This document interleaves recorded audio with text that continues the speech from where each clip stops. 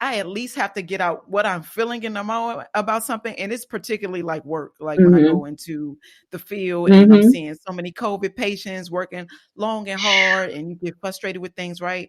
And so sometimes I will find that Coach B, you don't mind me sharing this, do you, Coach No, B? please feel free. we're, Danielle, we're because you having said that Danielle, counseling you giving session. you got the counseling We're session having a and counseling session yes, right here. yes. Sometimes I will feel that Coach B would like sort of cut me off right in the middle of my event. Like I just need to talk about, okay, to yesterday was crazy.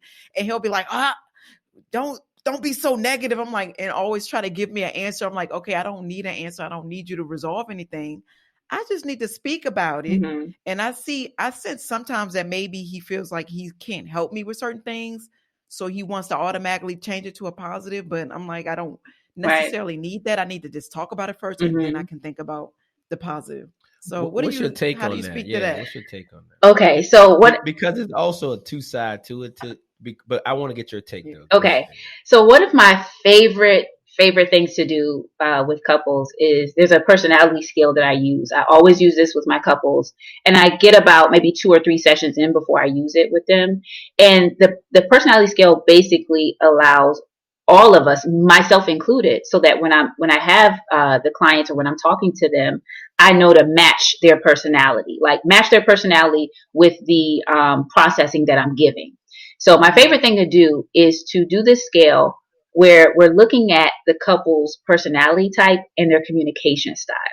So, Camila, you might be a more expressive person, where Coach B, you might be more of a driver, or Yeah. Camila, you might be more analytical and maybe Mm, thinking in your head. And so it's the categories absolutely. are, and I usually don't give this away, but I'm giving it away now. Hey Um, guys, Danielle giving us some free nuggets right now. Let me tell you, They're not gonna tell you this anywhere else now. listen, this is why you're on the Coach B and Cammie yeah. podcast. So go ahead, I Danielle. usually don't give this away because, of course, with my couples, I'm waiting, first of all, to learn them.